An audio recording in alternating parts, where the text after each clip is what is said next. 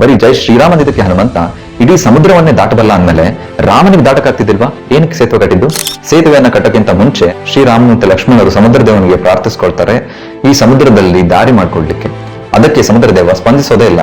ಇದರಿಂದ ರಾಮನಿಗೆ ಬಂದ ಕೋಪದಿಂದ ಇಡೀ ಸಮುದ್ರವೇ ಬರ್ನ್ ಆಗ್ಲಿಕ್ಕೆ ಸ್ಟಾರ್ಟ್ ಆಗುತ್ತೆ, ಎಲ್ಲ ಹಾವಿಯಾಗಿ ಹೋಗ್ಲಿಕ್ಕೆ ಸ್ಟಾರ್ಟ್ ಆಗ್ತಾ ಇರುತ್ತೆ. ಆಗ ಸಮುದ್ರ ದೇವ ಬಂದು ಪ್ರೇ ಮಾಡ್ಲಿಕ್ಕೆ ಸ್ಟಾರ್ಟ್ ಮಾಡ್ತಾರೆ.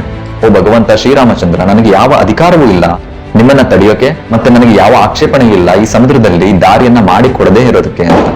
ಆದ್ರೂ ಕೂಡ ನನ್ನ ಒಂದು ವಿನಮ್ರ ಪ್ರಾರ್ಥನೆ ಇದೆ, ಅದೇನಂದ್ರೆ ಈ ಸಮುದ್ರದ ಮೇಲೆ ನೀವು ಸೇತುವೆ ಕಟ್ಟಬೇಕು ಅಂತ. ನೀವು ಕಟ್ಟೋ ಈ ಸೇತುವೆಯಿಂದ ಯುಗಾಂತರಗಳಲ್ಲಿ ಬರೋ ಜನ ಕೂಡ ರಾಮನಾಮದ ಖ್ಯಾತಿಯನ್ನ ಮಾತಾಡಬೇಕು ಅಂತ. ಇದು ಒಂದ್ ರೀಸನ್. ಅಂದ್ರೆ ಎರಡನೇ ರೀಸನ್ ಬಂದು ಭಕ್ತನ ಶ್ರೀಮಂತಿಕೆ ಅಂದ್ರೆ ಭಗವಂತನ ನಾಮ, ಭಗವಂತನ ಸೇವೆ, ಭಗವದ್ ಭಕ್ತರ ಸಂಘ. ಸೊ ಹಾಗಾಗಿ ಶ್ರೀರಾಮಚಂದ್ರ ಸಕಲ ಜೀವ ಚರಾಚರಗಳನ್ನು ತನ್ನ ಸೇವೆನಲ್ಲಿ ತೊಡಗಿಸಿಕೊಳ್ಳಿಕ್ಕೆ ಮಾಡಿದ ಮಾಸ್ಟರ್ ಪ್ಲಾನ್ ಈ ರಾಮ ಸೇತು. ಅದರಲ್ಲಿ ನಮ್ಗೆ ಗೊತ್ತಿದೆ, ಒಂದು ಅಳಿಲು ಕೂಡ ಬಂದು ರಾಮನಿಗೆ ಸೇವೆಯನ್ನ ಅರ್ಪಿಸ್ತು ಅಂತ. ಆ ಅಳಿಲಿನ ಸೇವೆಯನ್ನು ಕೂಡ ಶ್ರೀರಾಮಚಂದ್ರ ಅತಿ ಪ್ರೀತಿಯಿಂದ ಯಾವ ರೀತಿ ಸ್ವೀಕರಿಸಿದ್ರು ಅಂತ.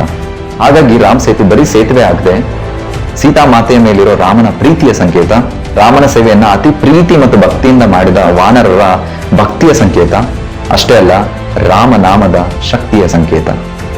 ಜೈ ಶ್ರೀರಾಮ್.